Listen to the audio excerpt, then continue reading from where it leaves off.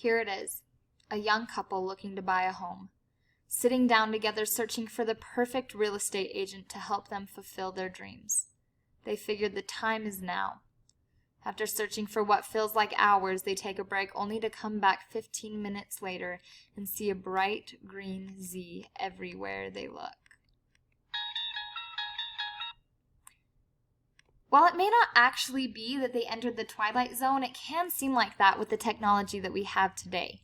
But the truth to the magic behind it all is, it's actually called retargeting and remarketing. There's a difference between the two, where retargeting focuses on potential clients, remarketing focuses on previous clients.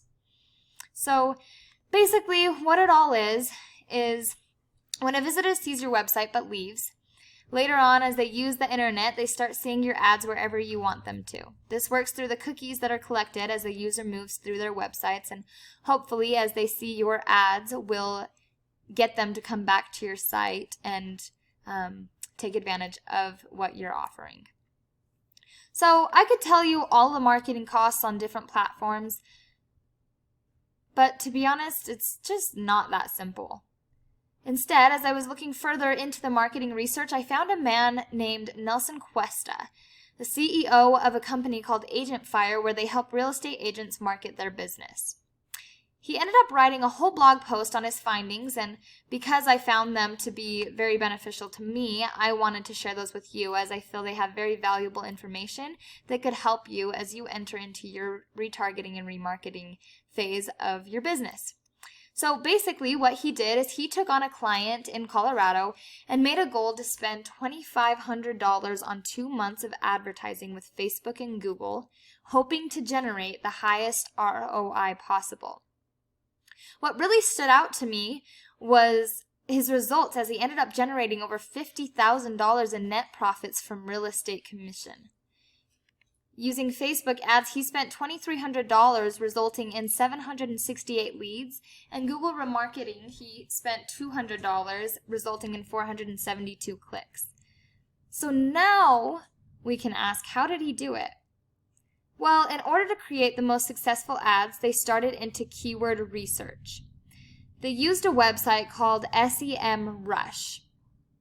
That allows them to see the organic traffic and PPC that certain words generate. So because this is also a paid site, they also provided Google's keyword planner that is just as effective and useful, but it is free.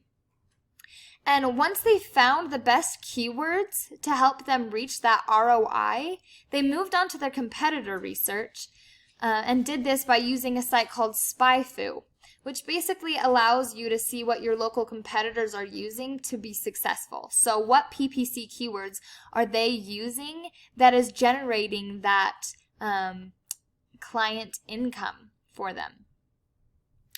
Now, after they did that research, they decided to begin their 7-step master ROI formula using Facebook as the starting point.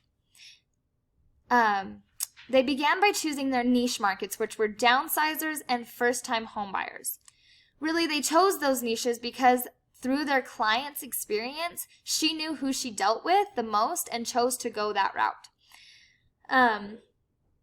They then took those niche markets and dug deeper into really where they were targeting. And so they targeted 10 miles outside of Colorado Springs, a 10-mile radius of Colorado Springs, Colorado. And then they, because they were targeting a downsizing demographic, they placed the ages to be 55 and up, because obviously people younger than that aren't really going to be looking to downsize. Some things that they also included were the length of residency, which was 6+ years, because most people aren't looking to downsize or even sell before that. The demographics were obviously homeowners, and then they also put in home values as well. What they did want to exclude, however, were new mover and recent home buyers, renters, and young adults in home, just because that's really not going to help their that's not really their target audience, and that's not really going to help them generate the right kind of clientele that they're looking for. So something else that they also mentioned was to exclude the targeting option Facebook provides that is likely to move, just because for whatever reason they have never had success with it. And so he just kind of says to stay away from it. So after they have that ad and target audience set up, they recommend creating an offer page or a list page.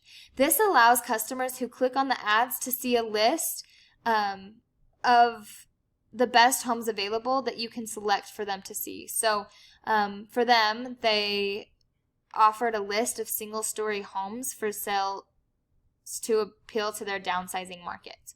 So so they showed their ad. When you click on the ad, the list comes up. Now, how do we create a compelling ad for them to want to click? Oh, I went back. For them to want to click on that ad? Well, something that they did was they used Carousel Ads. What these offer you, this allows you to show more images and videos that include links and headlines. So it allows you to feature different homes and options to individuals looking at that. And then what they did to create this was they actually just took the pictures they had of the homes and then applied headings and links to those listings to it as well. Okay, so now we're going to move on to A/B testing.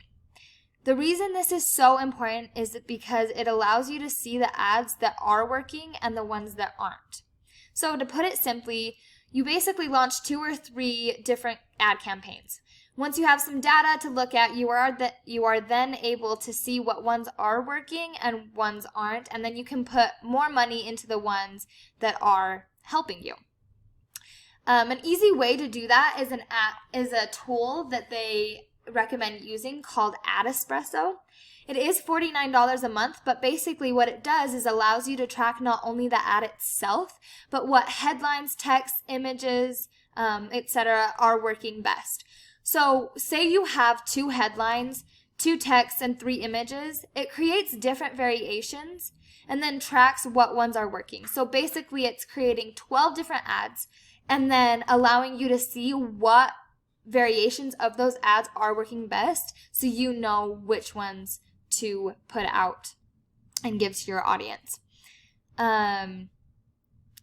And then after you do this, the next step is to create a landing page.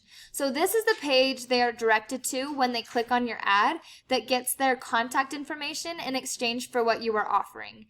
So if you're offering them a list of homes to look at, they have to enter in their information first to get there.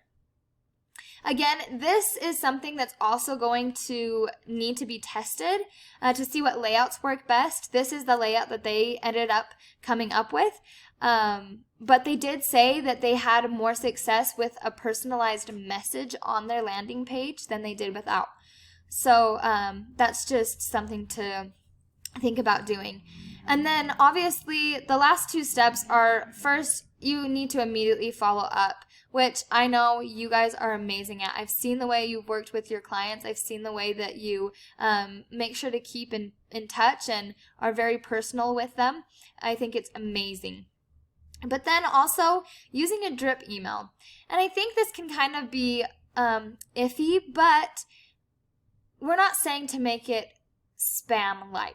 So basically, what we want to do is create a valuable email. Make it something that really provides them with something that they need, something that is very valuable to them.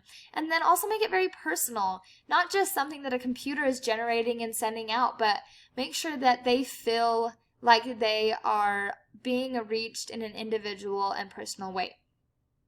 So then he obviously used Facebook and Google.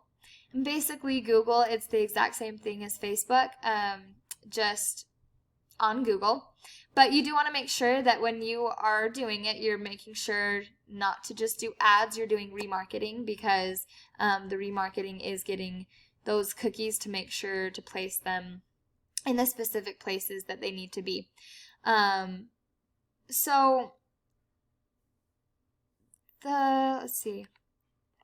So I guess the next question you could ask is this what I should be doing? Should I be remarketing? And I would 100% say yes. 98% of people will not convert on their first visit. Remarketing allows people to stay in front, like to be reintroduced to your website. Give them that chance to see it again and do it again. So while it might seem like you did enter the twilight zone, when you see those ads pop up everywhere, it's really not it. But if you're willing to put the hard work and dedication into it, the rewards will be great.